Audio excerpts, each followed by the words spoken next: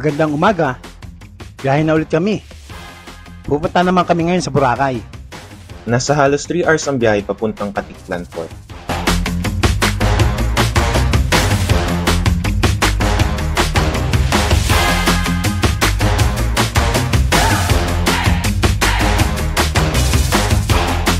Caticlan na kami.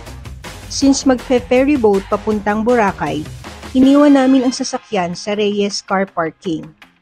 Napakalapit lang nito sa port. 250 pesos per night ang rate nila. Walang masyadong pila sa ticketing booth, kaya nakasakay agad kami sa ferry boat.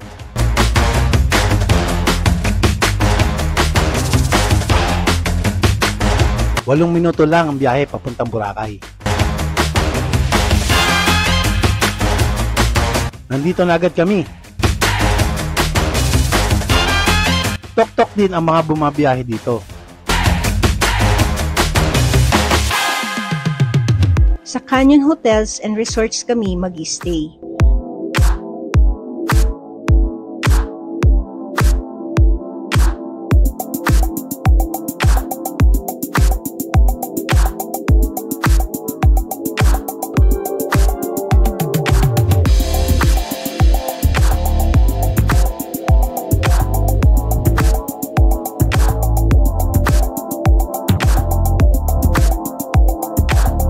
Nagpahinga lang kami saglit tapos nagpunta na rin agad kami sa dagat.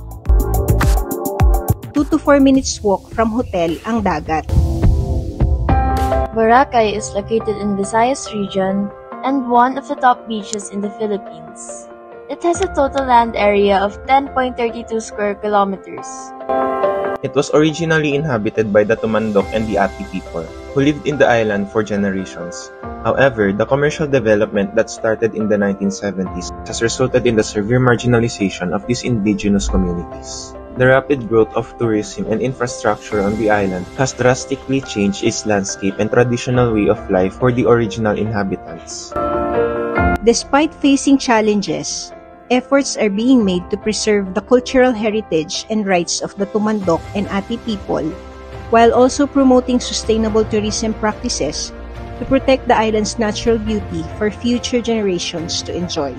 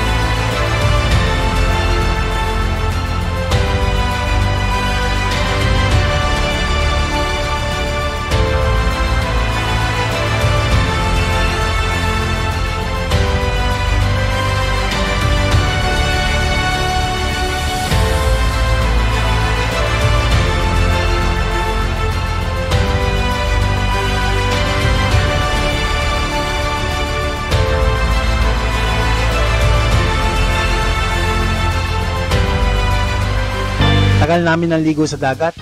Maligam-gam ang tubig, ang sarap magbabad. First time makapunta dito ng mga bata. Second time naman namin ni Mrs. Yung una ay nung 2012 pa.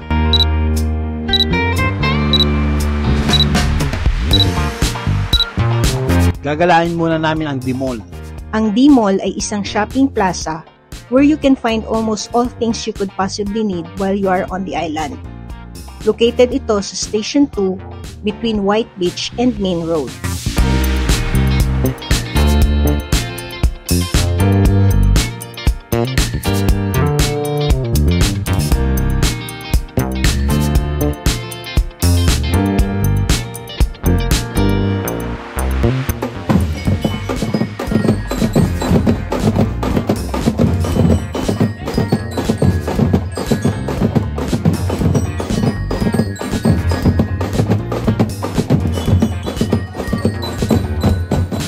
Pahinga na muna kami. Bukas ulit.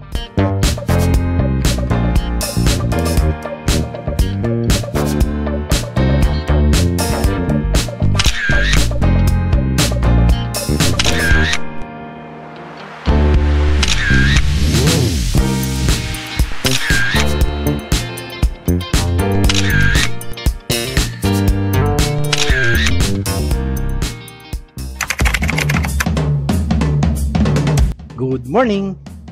New Year's Eve na. Magpaparasailing ang mga bata today. Sa May Mall kami magmimit ng kausap namin. Inagahan namin ang pagpunta kasi gusto daw magpa-braid ni Leah. Ito ang mga designs na pwedeng ipagawa. Ito naman ang rates.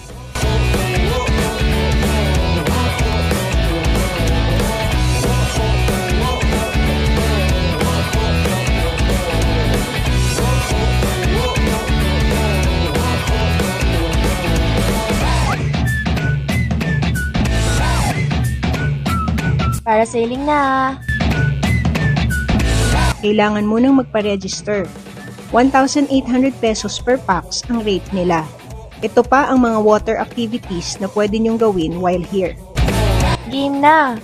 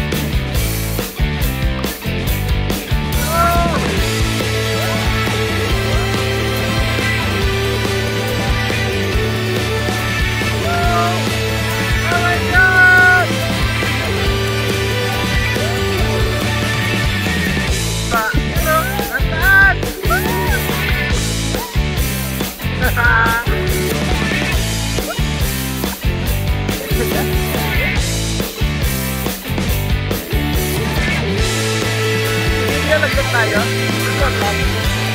Eh, hindi lang kaya mangyayari pag nagdag tayo.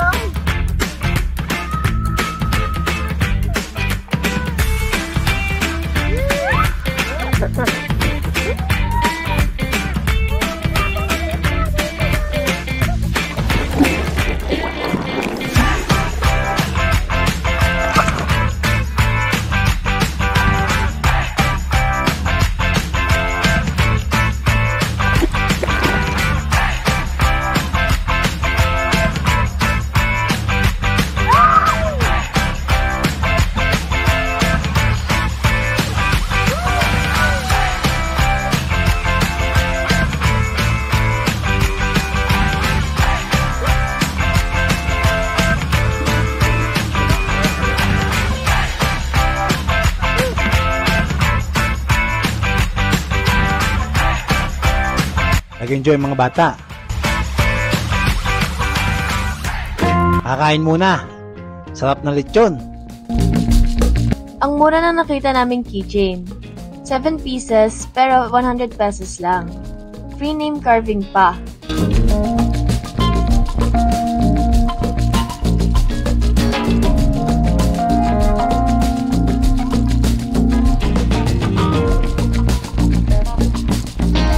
Galing mag-carve ni Kuya. Sana mabenta lahat ng keychains sa Kuya.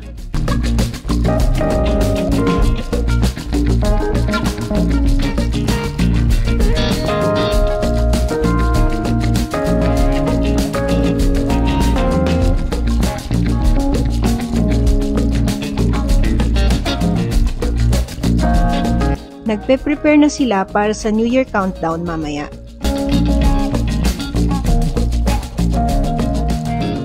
Swimming ulit.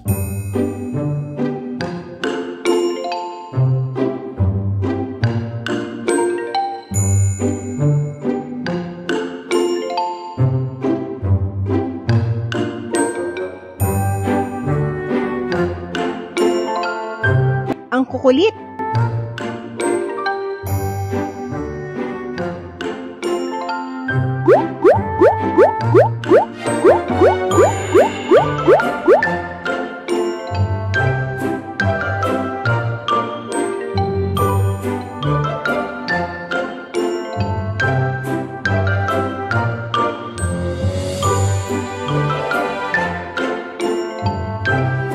Pagod na ang matanda. We tried halamango. Ang sarap at ang cute.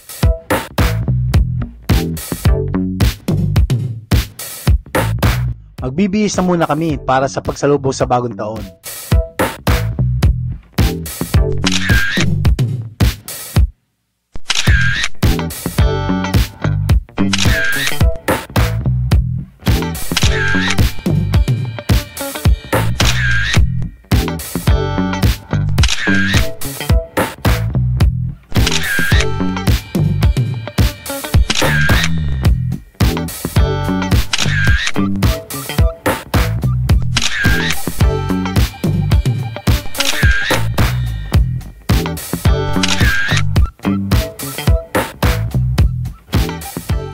Nagsimula na maglabasan ng mga guests para sa New Year countdown. Dahil walang New Year dinner buffet sa Canyon Hotel, dito kami magde-dinner sa Sur Boracay Hotel. 2,177.50 per pax ang New Year dinner buffet nila.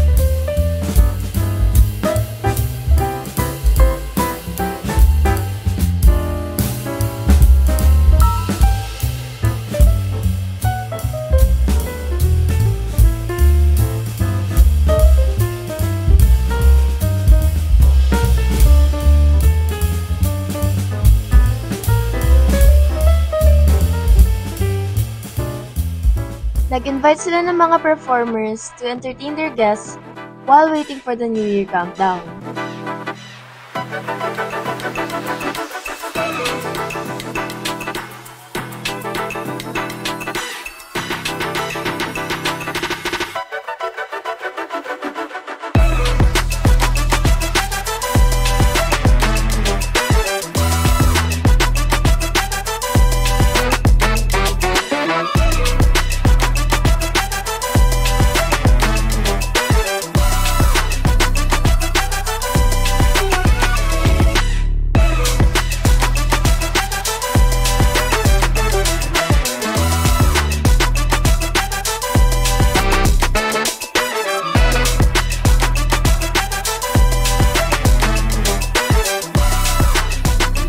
Mawawala ang banda.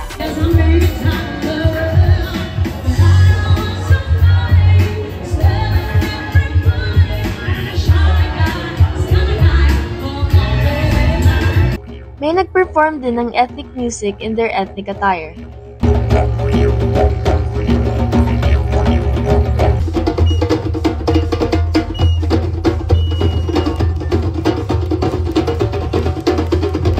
Uy, ang ganda nung dumaan. Sayaw na!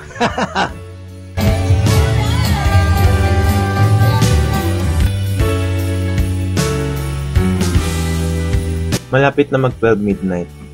Nagpunta ng mga guests sa may dagat to celebrate New Year and to witness the fireworks display.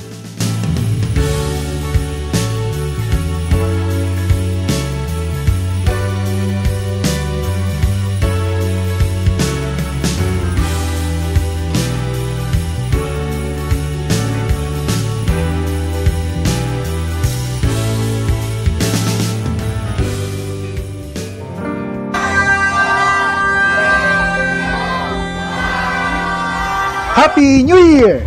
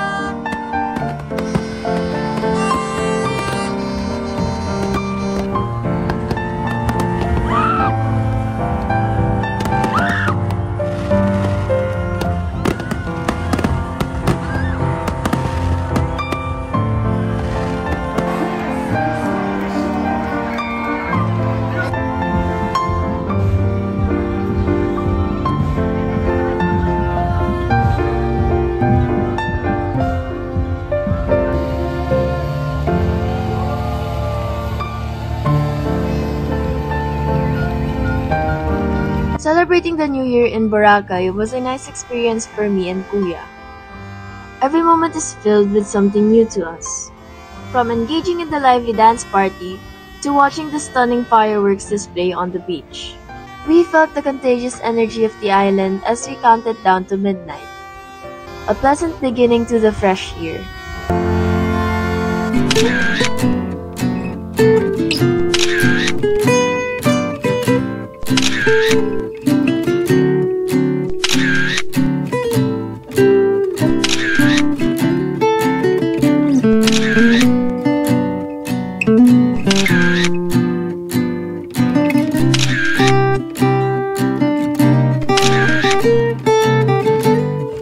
Happy New Year!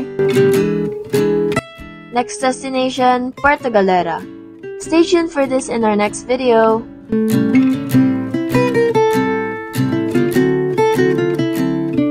Please leave a like, subscribe, and hit that notification bell so you'll get notified whenever we post new vlogs.